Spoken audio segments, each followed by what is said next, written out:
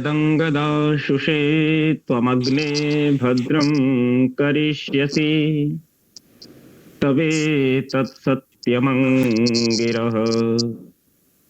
तवेतत्सत्यमङ्गिरः यस्य कारुण्यलेशेन सर्वं सर्वत्र सिद्ध्यते संकल्पितो हृदाभीष्टम् तं वन्दे जगदीश्वरम् तं वन्दे जगदीश्वरम्। ओम। आर्य समाज आदर्श नगर जयपुर के इस साप्ताहिक सत्संग में उपस्थित आर्य समाज के सभी सम्माननीय पदाधिकारीगण, आदरणीय अनुरुद्ध जी, और मैं देख रहा हूं आदरणीय बलदेव जी बाबू जी जुड़े हुए हैं, नंद किशोर जी मंत्री है जी, और बाकी महिला समाज के जो समस्त पदाधिकारी माताएं हैं, बहनें हैं, उन सभी को भी मैं अवनीश मैत्री सादर नमन करता हूं, नमस्ते कहता हूं, आपका अभिवादन करता हूं। आज बड़ी ही प्रसन्नता का विषय है कि हम इस मकर संक्रांति पर्व के उपलक्ष्य में उपस्थित होकर यहाँ इस गूगल मीट के माध्यम से सत्संग कर रहे हैं। जैसा कि वर्तमान में परिस्थितियां हैं, हम सभी उससे वाकिफ हैं, और पिछले ये तीसरा सत्र एक तरीके से कहेंगे जो कोरोना काल का चल रहा है। तो इस समय पर हमने इस आधुनिक तकनीक का उपयोग करते हुए जो ये व्यवस्था बनाई है, ये सराहनीय है और ये आगे इसी प्रकार चलती रहे, ऐसी मैं कामना करता हूं। मकर संक्रांति पर्व की आप सभी उपस्थित सज्जनों को, माताओं को, बहनों को मैं बहुत हार्दिक शुभकामनाएं प्रेषित करता हूं, आपको बधाइयां देता हूं। आप सभी निरोग रहें, स्वस्थ रहें, आपकी सभी इंद्रियां आजीवन साथ देवें और जीवन के पथ पर आप 100 से भी अधिक वर्षों तक गतिमान रहें। समाज, देश, धर्म के कल्याण के लिए अपना पुरुषार्थ, अपना कार्य यथावत करते रहें और जितनी भी सामर्थ्य ईश्वर ने आपको दी है उस मार्ग पर आप आगे बढ़ते रहें। जैसा कि अभी आदरणीय उपमंत्री जी ने आपको बताया कि आज का हमारा विषय मकर संक्रांति रखा गया है। तो देखिए, भारतवर्ष में अनेक पर्व मनाए जाते हैं, और यदि इन पर्वों की, इन उत्सवों की, इन त्योहारों की यदि गिनती की जाए तो वास्तव में गिनना भी बड़ा मुश्किल है। कई बार तो ऐसा भी कहा जाता है कि साल के, वर्ष के जो 365 दिन है, तो भारतवर्ष में 365 से भी अधिक त्योहार मनाए जाते हैं। तो आप देखिए कि यदि ऑन एन एवरेज निकाला जाए तो प्रत्येक दिन हम एक उत्सव और त्योहार मनाते हैं। लेकिन इन पर्वों की वास्तव में क्या महत्ता है, ये इस बात पर निर्भर करता है कि हम हमारी संस्कृति से कितना जुड़े हुए हैं। जैसे हम यदि भारतवर्ष के बाहर पाश्चात्य देशों को देखेंगे तो वहां पर पर्व और उत्सवों की संख्या बहुत कम है, लेकिन भारतवर्ष की इतनी समृद्ध संस्कृति है, इतनी समृद्ध परंपरा है कि हमारे यहाँ पर पर्वों का बड़ा विशेष महत्व बन जाता है। कुछ बड़े पर्व हम इस वर्ष में, एक वर्ष में मनाते हैं, लेकिन इसके अतिरिक्त भी कुछ ऐसे छोटे मोटे पर्व भी हैं जिनका वास्तव में बड़ा विशेष महत्व है, और उन पर्वों में से एक विशेष पर्व मकर संक्रांति का कहा जाता है, माना जाता है, और हम सभी मनाते भी हैं। देखिए, पर्व का एक विशेष उद्देश्य है कि पर्व हम मनाते क्यों हैं, क्या लाभ है किसी भी पर्व को मनाने का। तो किसी भी देश के लिए, जाति समुदाय के लिए, या जहां कहीं पर भी मनुष्य रहता है, उसके सामने कुछ विशेष प्रकार की चुनौतियां होती हैं, और उन चुनौतियों में कुछ चुनौतियां ऐसी होती हैं कि जैसे अज्ञान एक बहुत बड़ी चुनौती है, तो हमें अज्ञान को दूर करके और ज्ञान को प्राप्त करना है। अभाव एक प्रकार की चुनौती है, जहां जहां कहीं पर भी निर्बल लोग हैं, असहाय लोग हैं, जिनके पास अभाव है, जो दुखों से पीड़ित हैं, उनके दुखों को दूर करने का प्रयास भी करना चाहिए। ये एक प्रकार की समस्या है। तीसरी जो चीज है वो असंगठन की होती है। मनुष्य को कहते तो सामाजिक प्राणी है, और उसकी स्वाभाविक प्रवृत्ति भी है कि वो अकेले नहीं रह सकता, उसको सम्मिलित रूप से ही रहना होता है, और उसी में उसको सुख की अनुभूति होती है। यदि कोई व्यक्ति ये कहे कि नहीं जी मैं अकेला ही सुखी रह लूंगा, बहुत बड़ा उसके पास अच्छा बड़ा मकान भी हो, सारी सुख सुविधाएं हो, और यदि वो उस मकान में, भवन में अकेला रहता हो, उसके पास खाने पीने की सारी सामग्री हो, बस वो मकान में अकेला रहता हो और मकान के बाहर जाने की उसके पास सुविधा ना हो, तो वो वहां पर बहुत कुछ थोड़े समय के लिए हो सकता है कि सुख का अनुभव कर ले, लेकिन उसके बाद क्योंकि उसकी सामाजिक मानसिक जो स्वभाव है, प्रवृत्ति है, वो लोगों के साथ में सम्मिलित होने की है, तो अकेले जो वो रहेगा उसको सुख और कल्याण प्राप्त नहीं होगा। उसे लोगों का साथ चाहिए। मैं किसी बहुत बड़े पद पर हूं, मैं किसी बहुत बड़ी प्रतिष्ठा में हूं, मेरे पास बहुत धन संपत्ति है, उसके कोई मायने नहीं है यदि मैं उसको साझा करने के लिए मेरे पास एक संगठन ना हो। चाहे वो छोटा संगठन हम परिवार का कहें, चाहे उसके बाहर हमारे रिश्तेदारों का हो, उसके बाद मेरा सामाजिक दायरा मित्र आदि हो, और उसके बाद फिर जितना बड़ा मेरा सामाजिक क्षेत्र हो उतने सभी लोग हों। तो जितने अधिक लोगों के साथ में मैं मेरे सुख को बांटता हूं, उतना ही मेरा सुख अधिक बढ़ता है। तो पर्वों की महत्ता जो है वो ये 3 प्रकार की चीजें मैंने आपको बताई, लेकिन चौथी एक विशेष और बात है, वो ये है कि प्रत्येक मनुष्य जो है वो अपने जीवन में जो उसके निर्धारित जिम्मेदारियां हैं, कर्तव्य हैं, घर परिवार की जिम्मेदारियां हैं, और अपने दुकान व्यवसाय जो भी नौकरी आदि करता है उसकी जिम्मेदारियां हैं, उन सभी को करने में एक निरंतर मशीनवत कार्य करता है।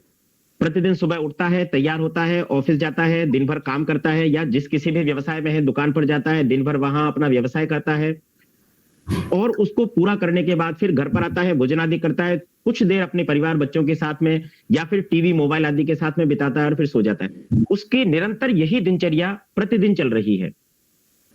तो पर्व का अर्थ हो गया कि आपको यहां पर थोड़ा सा एक छोटा सा ब्रेक लेना है, ताकि आपके अंदर नवीनता का संचार हो, आपके अंदर कुछ जो एक मशीनवत कार्य जो आप कर रहे हैं उसमें जब परिवर्तन आएगा तो आपका स्वभाव जो है वो कुछ जो आपकी आत्मा की वास्तविक जो इच्छाएं हैं, वास्तविक जो आपका जो एक तरीके से रुझान होना चाहिए आत्मा का, उस तरफ व्यक्ति प्रवाहित होता है।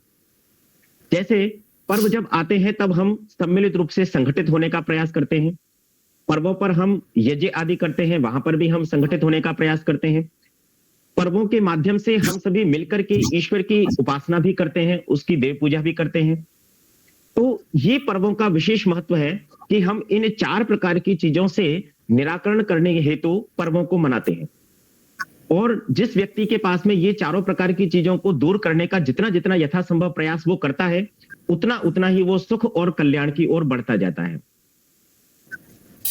आप देखिए कि भारतवर्ष में जितने भी पर्व आदि मनाए जाते हैं, उन सभी पर्वों में ये सभी बातें विशेषतः सम्मिलित होती हैं। हम चाहे किसी बड़े पर्व को लें, दीपावली या होली आदि को लें, और इसके अतिरिक्त जितने भी छोटे छोटे हमारे उत्सव हैं, पर्व हैं, उन सभी में भी ये विशेष रूप से होता है कि हम संगतिकरण करते हैं, दान करते हैं और देव पूजा करते हैं। तो इन तीनों चीजों को मिलाने पर जो कार्यक्रम बनता है उसको हम पर्व कहेंगे, जो आपको अपनी दैनिक दिनचर्या से थोड़ा सा आपको उसमें गैप देता है। आप उस दिनचर्या से थोड़ा सा ऊपर उठ करके आपकी जो स्वाभाविक प्रवृत्तियां हैं, चाहे वो दूसरों के साथ घुलने मिलने की, प्रेम सौहार्द को बांटने की, स्नेह को बांटने की है, या फिर इसके अतिरिक्त जो आप समाज के लिए अलग से जो सोच सकते हैं आप कि मैं इस समाज में रहता हूं तो मेरे लिए समाज के लिए मेरी क्या जिम्मेदारियां बनती हैं। तो इस प्रकार की जो आपको जो छोटा सा गैप देता है, जो आपकी दैनिक दिनचर्या से आपको निकाल करके स्वाभाविक प्रवृत्ति की ओर प्रवृत्त करता है, उस पड़ाव को हम पर्व कहते हैं। और इसीलिए भारतवर्ष में मुख्य मुख्य बहुत सारे ऐसे पर्व मनाए जाते हैं जो समय समय पर हमें विशेष प्रकार का संदेश भी लेकर के आते हैं।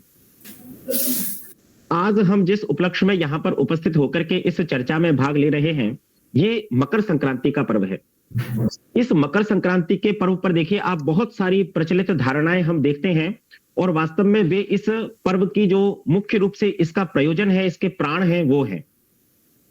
सबसे पहले आप देखिए कि मकर संक्रांति जो है, इस मकर संक्रांति को हम ऐसा मानते हैं कि सूर्य जो है वो उत्तरायण से दक्षिणायन की ओर प्रवृत्त होता है और वो दक्षिणायन में प्रवेश कर जाता है।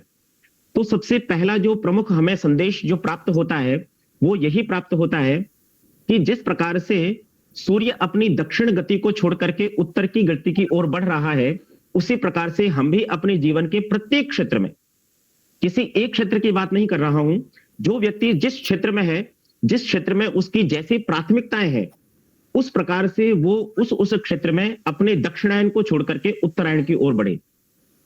अब आप देखिए कि उत्तरायण शब्द का अर्थ क्या है।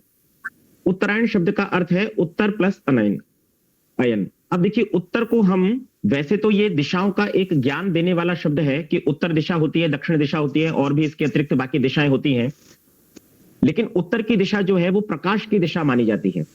प्रकाश की दिशा से तात्पर्य है कि हम ज्ञान की ओर बढ़ रहे हैं, हम प्रकाश की ओर बढ़ रहे हैं, अभाव से हम भाव की ओर बढ़ रहे हैं, अज्ञान से हम प्रकाश की ओर बढ़ रहे हैं और मृत्यु से हम अमृत की ओर बढ़ रहे हैं।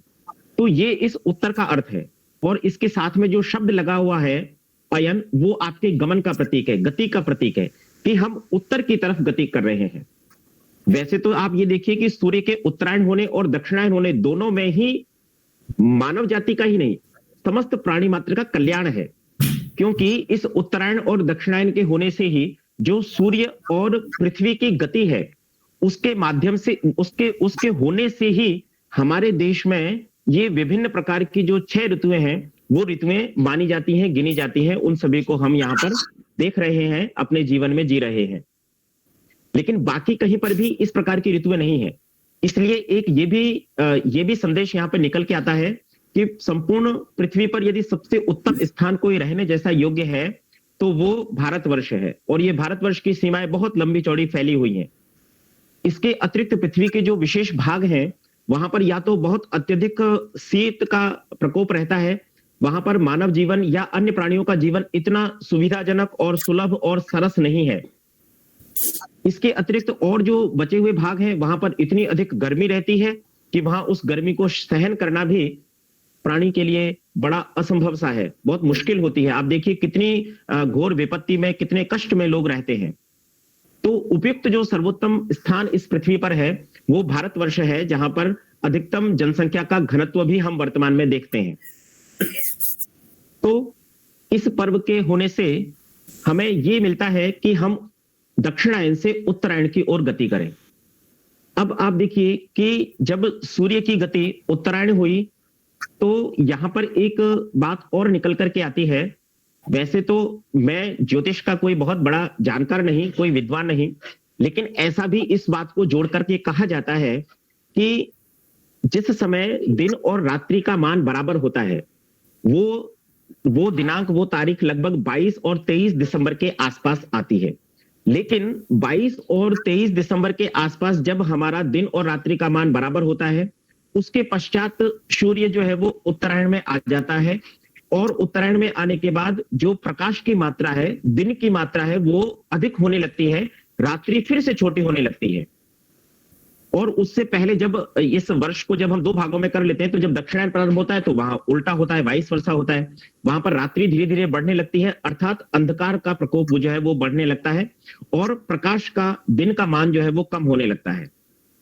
तो बहुत सारे जो ज्योतिष के विद्वान लोग हैं आजकल, जो ज्यादातर आर्य समाज के मंच से जो जुड़े हुए हैं, वे इस बात पर भी जोर देते हैं कि देखिए मकर संक्रांति और उत्तरायण जो है वो तो 22 और 23 दिसंबर के आसपास ही प्रारंभ हो गया और हम आज इस 14 जनवरी को, या आज चलिए हम 2 दिन बाद, क्योंकि आज रविवार है और साप्ताहिक सत्संग का दिन है, तो आज हम मकर संक्रांति को यहाँ पर उपस्थित होकर के सभी यहाँ जुड़ करके मना रहे हैं। तो ये समय उपयुक्त नहीं है मनाने का।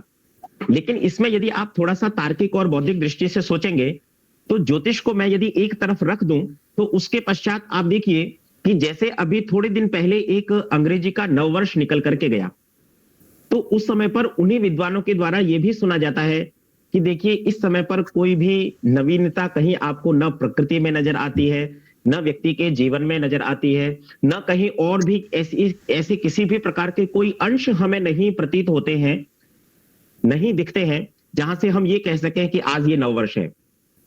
प्रकार की चीजें वहां पर जोड़ करके बताई जाती है कि नव का अर्थ 9 होता है, दिसंबर का अर्थ 10 होता है, तो वहां पर भी क्योंकि वर्ष के 12 महीने हैं तो वहां पर भी नववर्ष नहीं बन रहा है, इत्यादि इत्यादि बातें। लेकिन यहां जो बिंदु पकड़ने का है वो ये है कि जब उस समय नवीनता नहीं थी तो फिर हम उस समय मकर संक्रांति और उत्तरायण को कैसे मना सकते हैं। आपको मैं ये बताऊं कि ये बात वस्तुतः बिल्कुल ठीक भी हो सकती है, क्योंकि मैं ज्योतिष का जानकार नहीं, कि ठीक है वो मकर संक्रांति 22 और 23 दिसंबर के आसपास रही होगी, वहां से उत्तरायण प्रारंभ हो गया। लेकिन एक बात मैं आपको विश्वास और दावे के साथ कह सकता हूं, और वो शास्त्र सम्मत भी है, कि जितना भी प्रकृति में नया सृजन प्रारंभ होता है, नवीनता जहां से प्रारंभ होती है, वो इस मकर संक्रांति मतलब 14 जनवरी के बाद ही प्रारंभ होती है। इन्हीं रूढ़िवादियों के तहत हो सकता है कि ये हमने एक 14 जनवरी अंग्रेजी कैलेंडर के हिसाब से इसको स्थापित कर दिया, लेकिन वस्तुतः जो प्रारंभ से पूर्व से जो मकर संक्रांति मनाई जाती रही है, वो इसी समय के आसपास मनाई जाती रही है। अर्थात आधा जनवरी निकल जाता है या जनवरी का जो लगभग पूरा ये तीसरा सप्ताह लगभग होने को होता है, उस समय के आसपास ही मकर संक्रांति वस्तुतः मनाई जाती है। और इसके पीछे सबसे एक प्रमुख कारण जो है वो ये है कि प्रकृति में जितनी भी नवीनता और सृजनता का प्रारंभ होता है, वो इस दिन के बाद से ही प्रारंभ होता है। हो सकता है कि हिंदी गणना में, ज्योतिष में या कहीं पर भी थोड़ा बहुत दिन का, यहाँ पर 2-4 दिन का, एक आध दिन का आगा पीछा हो सकता है, क्योंकि हम तो एक स्टिक होकर के सिर्फ 14 जनवरी को ही मकर संक्रांति कह करके मनाते हैं प्रतिवर्ष। तो अब यहाँ पर जो ग्रहण करने योग्य बात है वो ये है कि जो नवीनता प्रकृति में आई वो आज के बाद से आई। और आप ये भी अनुभव करेंगे कि जो शीत का प्रकोप है वो 22 जनवरी को भी वैसा ही था और उसके 15 दिन बाद भी वैसा ही था। लेकिन आज के बाद से जब आप देखेंगे 4 दिन बाद या 6 दिन बाद, तो शीत का प्रकोप उतना नहीं रहेगा जितना आज से 4 दिन पहले था। ये आप प्रतिवर्ष अपने जीवन में अनुभव करके देखिए। दूसरी बात यह है कि कोई परंपरा पहले से यदि चली आ रही है तो उसके पीछे जितना भी सत्य का अन्वेषण हमें करना चाहिए, ये तो हम आर्यों का परम कर्तव्य है कि हमें उसके पीछे छिपी भावनाओं को पहले देखना चाहिए कि वो भावनाएं किस किस प्रकार से जुड़ी हुई हैं। हम दीपावली का पर्व मनाते हैं तो उसके पीछे लॉजिक होता है कि हमारे घर पर नवीन अन्न आ रहा होता है और हम उस नवीन अन्न से कुछ देव पूजा आदि इत्यादि करेंगे, कोई बड़ा यज्ञ का आयोजन करेंगे, प्रकाश आदि की व्यवस्था करेंगे और हमारे घर में सुख समृद्धि आ रही है, इसलिए हम नवीनता के लिए नवसृष्टि जो पर्व है उसको हम मना रहे हैं। लेकिन यहां पर भी आप देखिए कि उस समय पर हमारे पास ऐसी कोई संपन्नता नहीं आ रही थी, लेकिन कहते ऐसा है, बहुत सारे पंजाबी लोग भी यहां पर जुड़े हुए होंगे, तो कहते ऐसा है कि जैसे लोहड़ी का जो पर्व मनाया जाता है वो भी एक वृहत यज्ञ का ही प्रारूप है, मकर संक्रांति का ही एक स्वरूप है। और उस समय पर व्यक्ति इसलिए खुश होता है कि बस अब मेरी फसल जो है वो पक करके तैयार होने को है और मैं उसको काट करके अपने घर लाने वाला हूं। यद्यपि वो अभी तक लाया नहीं है, लेकिन उसको फसल को देख करके ही उसके मन में प्रसन्नता है। पंजाब में फसल शायद थोड़ी सी पहले 15-20 दिन पहले आती है। जैसे सरसों, मान लीजिए राजस्थान में सरसों बहुत अधिक होती है, गेहूं बहुत अधिक होता है, तो उसके पकने का समय थोड़ा सा दूर है, होली के आसपास, और होली से 15 दिन पहले वो पक करके आती है घर पर।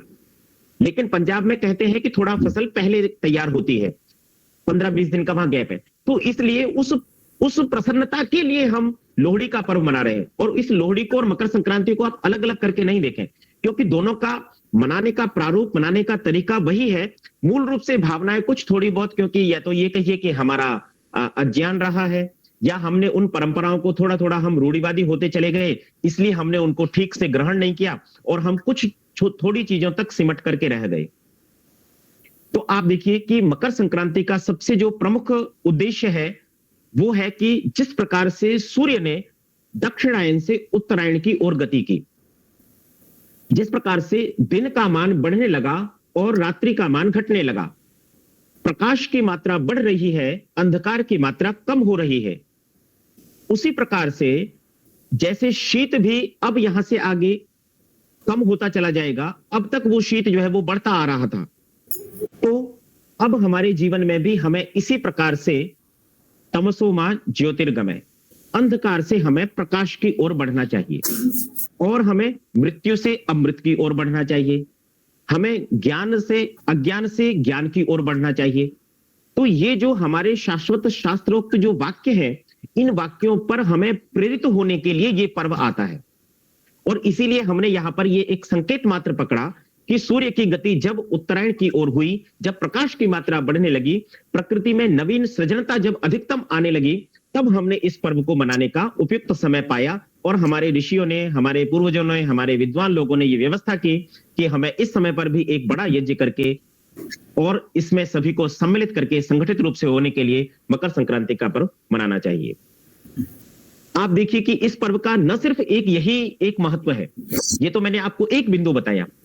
अब आप दूसरा बिंदु देखिए कि इस पर्व पर बहुत से, आपने देखा होगा पूरे भारतवर्ष में दान और पुण्य करने की परंपरा बहुत पुरानी है। लोग कहते हैं कि मकर संक्रांति पर दान किया जाता है, वो सर्वोत्तम दान होता है। वैसे तो दान जब कभी भी किया जाए और अच्छी भावना से, वास्तव में शुद्ध दान की भावना से यदि किया जाए तो आप कभी भी करिए, क्योंकि समाज में अभाव बहुत अधिक हमें देखने को मिलता है। बहुत से लोग ऐसे हैं जिनके साथ में आप यदि उनको कुछ भी जो आपके सामर्थ्य के हिसाब से आप उनको दान करते हैं, वो उनकी प्रसन्नता को बढ़ाता है। और मनुष्य का स्वभाव भी यही है कि वो अकेला सुखी नहीं रह सकता है। वो यदि दूसरों को साथ में अपने साथ लेकर के चलेगा तो उसको अधिकतम सुख जो है वो प्राप्त होता है, और वो सुख धीरे धीरे कल्याण में बदल जाता है। सुख धीरे धीरे कल्याण में बदल जाता है। अब आप देखिए कि इस मकर संक्रांति पर्व पर दान की परंपरा बड़ी विशेष है। और दान तो हम यहाँ जयपुर में तो मैं परंपरा ऐसी भी देखता हूं कि लोग बाग जो है रात्रि के समय पर, बड़े बड़े सेठ लोग भी अपनी गाड़ियों में निकलते हैं और जो बड़े बड़े रोड हैं, ओवरब्रिज हैं, फुटपाथ हैं, वहां पर देखते हैं कि कोई व्यक्ति जो शीत से ठिठुर रहा है और उसके पास पर्याप्त वस्त्र नहीं है, तो शॉल और कंबल आदि बांटने का बड़ा एक विशेष प्रचलन मैंने जयपुर में देखा है। वैसे तो ऐसा नहीं है, सभी जगह पर है। उदयपुर में भी मैं कई वर्ष रहा हूं, वहां पर भी मेरी शिक्षा हुई और मेरा परिवार अभी भी उदयपुर में रहता है। वहां पर लोग मकर संक्रांति के दिन प्रातः काल सुबह जल्दी 4 बजे उठ जाते हैं, चाहे भले कितनी भी शीत हो, ठंड हो, और अपने घर पर 2-3 बोरों के अंदर मक्की, बाजरा और गेहूं इत्यादि लेकर के बैठते हैं। और वहां जो है आने वाले जो भिक्षुक इत्यादि होते हैं, जिनको हम कहेंगे कि जो घर पर आते हैं, वो भी बड़ी संख्या में महिलाएं, बच्चे, पुरुष बहुत आते हैं। और हर घर से जो व्यक्ति वहां बैठा हुआ है अपने तैयार होकर के, नहा धो करके, और वो एक एक कटोरी उसमें से कभी मक्के का दान करता है, कभी बाजरे का दान करता है, अर्थात अन्न का दान करता है, यथासंभव करता है।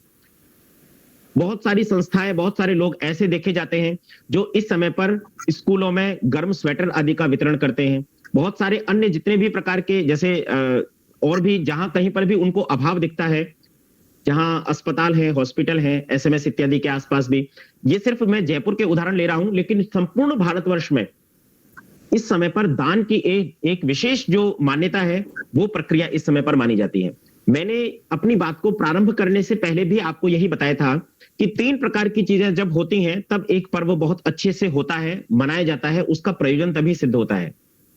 उसमें से एक देव पूजा है, दूसरा संगतिकरण है और तीसरा दान है। तो इस पर्व को भी विशेष रूप से दान के साथ में जोड़ा गया है। आप देखिए कि जैसे और भी दूसरे पर्व आते हैं, मान लीजिए होली का आता है या दीपावली का आता है, तो वहां पर भी उस दान को एक दूसरे प्रकार में रखा गया है। वहां पर दीपावली के 2 दिन बाद में एक भाई दूज आती है, जहां पर हमारे घर पर बहन, बेटियां और जो बुआ इत्यादि होती हैं, वे हमारे घर पर आती हैं। हम उनके लिए यथासंभव, यथा योग्य उनका सत्कार करते हैं, सम्मान करते हैं, उनके लिए दान की व्यवस्था करते हैं। लेकिन इस पर्व पर ऐसा नहीं है कि आप अपने घर में ही दान कर लीजिए, मान लीजिए आपके रिश्तेदारों में दान कर लीजिए, नहीं। ये इस पर्व के दान का एक विशेष जो महत्व है वो ये है कि आपने समाज के लिए कितना दान किया। आपने जहां जहां कहीं पर भी अभाव देखा और जो लोग आपसे अपरिचित रहे, लेकिन उनके लिए भी आपके हृदय में जो भावनाएं हैं वो उचित है, उत्तम है, और आपने वहां पर भी उनके लिए दान किया। वहां शायद हो सकता है आपके मन में यश की कामना ना हो, आपको लगे कि नहीं, मुझे यहाँ यश की आवश्यकता नहीं है, बस मुझे तो दान करना है, मेरे लिए दान करना है और मेरे परलोक को सुधारने के लिए दान करना है। क्योंकि ये धर्म का किया हुआ कार्य ही हमारा एकमात्र साथी है जो हमारे साथ सदैव बना रहता है, इस जन्म में भी और आगे आने वाले अनेक जन्मों में भी। एक विशेष महत्व जो है वो दान का है। हमें दान करना चाहिए, विभिन्न संस्थाओं को भी दान करना चाहिए। जो संस्थाएं सामाजिक और धार्मिक कार्यों को बड़े उत्साह के साथ में कर रही हैं, उनको भी धन की आवश्यकता होती है। कार्यकर्ताओं को भी धन की आवश्यकता होती है। उनके लिए भी ऐसा नहीं है, व्यक्ति हो सकता है अपनी सेवा में हो, नौकरी में हो, लेकिन जो संगठन है उसको चलाने के लिए, उसके प्रचार आदि के लिए, उसकी व्यवस्थाओं को बनाने के लिए भी दान का बड़ा विशेष महत्व है। इस समय पर गौशालाओं को भी दान बड़ा विशेष किया जाता है। तो ये सभी दान करने के प्रकार है। इनको मैं अलग अलग प्रकार से बहुत सारे दान आपको गिनाऊं, उससे तात्पर्य नहीं है। कहने की मूल भावना जो है वो ये है कि दान से हमें जुड़ना चाहिए, तभी हमारा इस पर्व को मनाना सार्थक होता है। आगे देखिए, अब इस मकर संक्रांति के पर्व में तीसरी जो बात जुड़ती है वो है वृहत यज्ञों का आयोजन करने की। इसको मैं ऐसे भी कह दूं कि पंजाब में ये प्रक्रिया देखिए, आप महर्षि दयानंद सरस्वती जी ने भी सबसे अधिक यदि आर्य समाज का प्रचार किया तो जो पंजाब का क्षेत्र था अविभाजित जो भारत था उसके पंजाब के क्षेत्र में सबसे अधिक उन्होंने प्रचार किया। लाहौर तो आर्य समाज का गढ़ कहा जाता था और इतना अधिक प्रचार था कि आज भी यदि आर्य समाज में, मतलब एक सामान्य अनुमान ही बता रहा हूं क्योंकि मैं बहुत सारी समाजों में जाता रहा हूं, जुड़ता हूं, देखता हूं, तो सबसे अधिक आर्य यदि देखे जाते हैं तो पंजाबी परिवार देखे जाते हैं, क्योंकि आर्य समाज का सर्वाधिक प्रचार प्रसार जो है वो पंजाब के क्षेत्र में हुआ और पंजाबी लोग सबसे अधिक महर्षि दयानंद सरस्वती जी की सभाओं से जुड़ करके प्रेरित हुए और उन्होंने उन विचारधारा को, उस क्रांतिकारी विचारधारा को, जो ऋषियों की परंपरा थी, उसको उन्होंने सबसे अधिक अपने जीवन में ग्रहण किया है। तो ये जो लोहड़ी मनाने का जो पर्व जो एक दिन पहले मकर संक्रांति से मनाया जाता है, उसके पीछे का प्रमुख भाव भी यही है कि एक वृहत यज्ञ का आयोजन, और उस वृहत यज्ञ में आप से हम यज्ञ की परंपरा करते हैं, उस यज्ञ की परंपरा के हिसाब से आप उसमें अच्छे अच्छे जो हव्य पदार्थ हैं, उचित जो सामग्री है, हव्य है, और तिल और गुड़ आदि का जो मिष्टान्न बनाया गया है जिसमें समर्पित करते हैं और उसको हम बड़े बृहत रूप में मनाते हैं, उसको हम लोहड़ी कहते हैं।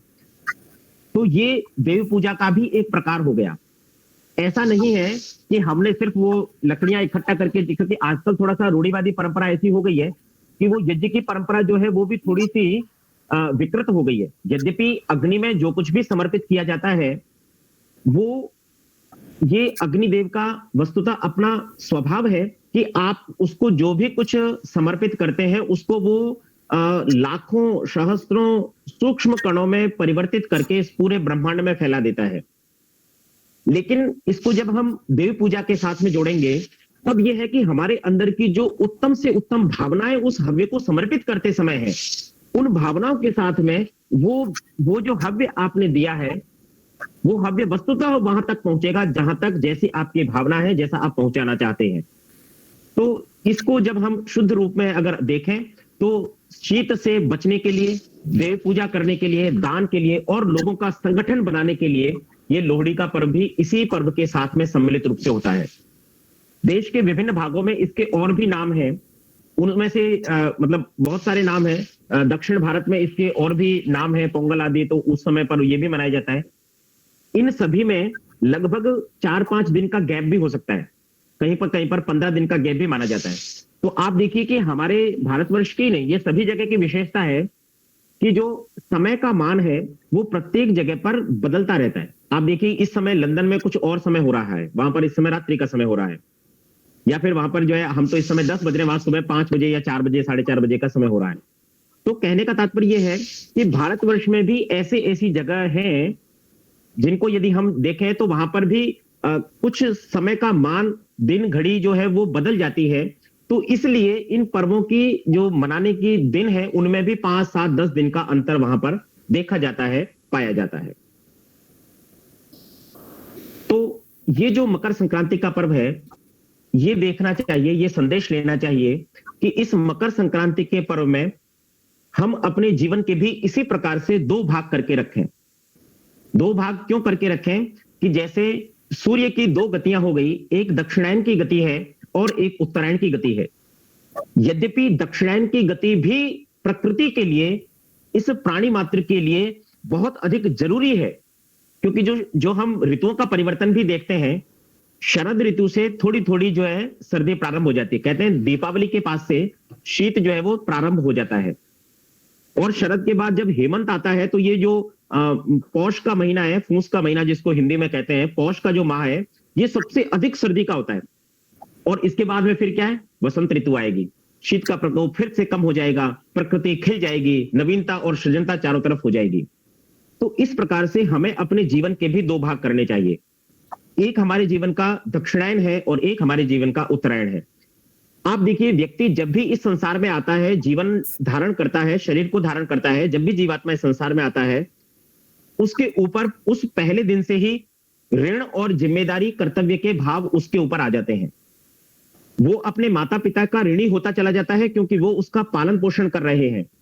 ईश्वर का ऋणी हो गया कि उसने इतनी बड़ी सृष्टि में, इस ब्रह्मांड में उसको यहां पर जन्म दिया, शरीर धारण कराया और उसके लिए सारी ये व्यवस्थाएं की हैं। इसके अतिरिक्त क्योंकि मनुष्य जो है वो किसी भी प्रकार के ज्ञान से लिप्त नहीं है, ज्ञान से परिपूर्ण नहीं है, तो वो आकर के यहाँ पर अपने जीवन यापन के लिए जो महत्वपूर्ण उसके लिए शिक्षाएं हैं, मर्यादाएं हैं, उनको भी सीखता है, शास्त्रों से ग्रहण करता है।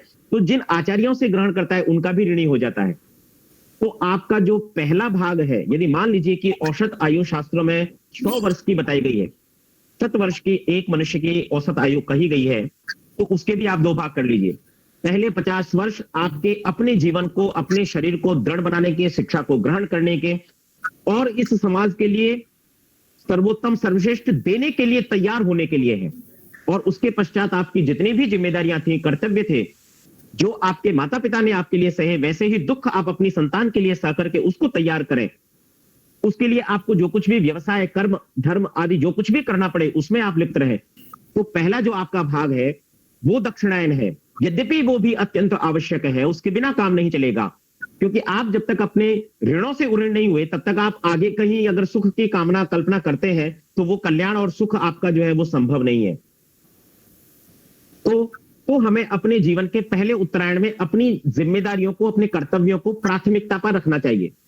कोई मुझे कहे जी आप इतने अच्छे उपदेश देते हैं, आप समाज का काम ही क्यों नहीं कर लेते बिल्कुल जो है समर्पित भाव से होकर के, आप क्यों अपनी नौकरी करते हैं, आप अपनी नौकरी में इतना समय देते हैं, इससे अच्छा तो आप इतनी अच्छी अच्छी बातें करते हैं तो आप इनका प्रचार प्रसार ही कर लीजिए। वो ठीक बात है, लेकिन उसके लिए अभी और बहुत लंबा समय है। मैं इसको करते करते भी कर रहा हूं और कर सकता हूं। आप भी ऐसे ही समाज में और अपने प्रकार से जैसा आप योगदान देना चाहें वैसा दे सकते हैं। तो हमें अपने इस जीवन के दक्षिणायन में, जो जीवन के दक्षिणायन के पहले भाग में है, उनको अपनी जिम्मेदारियों को प्राथमिकता पर रखना चाहिए। आप संध्या कीजिए, हवन कीजिए, आपको अपने परिवार के कर्तव्यों का, जिम्मेदारियों का पालन करने के लिए जो अत्यावश्यक कार्य है, बिजनेस पर जाना है, दुकान पर जाना है, नौकरी पर जाना है, तो वो भी आपको करने अत्यंत आवश्यक है। इस समाज को आप तभी दे सकते हैं जब आप देने की सामर्थ्य अपने अंदर पैदा कर लें। वेद तो कहता है कि चक्रवर्ती राजा तक होने का सामर्थ्य प्रत्येक व्यक्ति के अंदर होना चाहिए। और जितने भी धन ऐश्वर्य इस संसार में उपलब्ध हैं, वो ईश्वर ने सिर्फ हम जीवात्माओं के लिए ही बनाए हैं, वो उसने अपने लिए नहीं बनाए हैं। जितने भी ऐश्वर्य हैं, जितने भी धन संपत्ति सुख इस संसार में है, वो सारा हम जीवात्माओं के लिए बनाया है। जीवन के पहले दक्षिणायन में अपनी जिम्मेदारियों को प्राथमिकता पर रखना चाहिए। अपने जो ईश्वर रूपी संस्कार हैं, जो धार्मिकता के, आध्यात्मिकता के संस्कार हैं, उनको अपनी दैनिक दिनचर्या में रखते हुए दृढ़ करना चाहिए। और जब इस जीवन का उत्तरायण प्रारंभ होता है, जब आपको लगता है कि आप अब अपने जीवन की जिम्मेदारियों से, आप अपने पारिवारिक कर्तव्यों से, आप अपने समाज की जिम्मेदारियों की तरफ से भी आप धीरे धीरे अपनी जिम्मेदारियों को पूरा कर रहे हैं, तो फिर आपको अपनी आत्मा की आध्यात्मिक उन्नति के लिए अधिकतम ज्ञान के मार्ग पर, अधिकतम प्रकाश के मार्ग पर, मृत्यु से अमृत की ओर आपको बढ़ना चाहिए। ये इस मकर संक्रांति के पर्व का विशेष संदेश है। प्रत्येक पर्व पर आप देखेंगे कि बहुत सारे विद्वान सिर्फ एक ही बात को कहेंगे, लेकिन उस एक बात को कहने के पीछे भी तात्पर्य यही होता है कि पर्व तो प्रत्येक वर्ष आता है, यही पर्व आता है। हो सकता है कि अगले वर्ष या उसके और अगले वर्ष भी आप, यदि मुझे इस तरह मुझे कहने का, इस चर्चा में भाग लेने का आपके समक्ष अवसर मिला और आप उपस्थित रहे, तो हो सकता है कि आप यही बातें पुनः मेरे मुख से सुनेंगे। लेकिन मनुष्य का स्वभाव क्या होता है, उसको पुनरावृत्ति की अत्यंत आवश्यकता होती है। यदि उसने किसी बात को बार बार अपने जीवन में करके दृढ़ नहीं किया, तो संस्कार कभी उसके अंदर यहां चित्त में जमा नहीं होगा, नहीं बनेगा।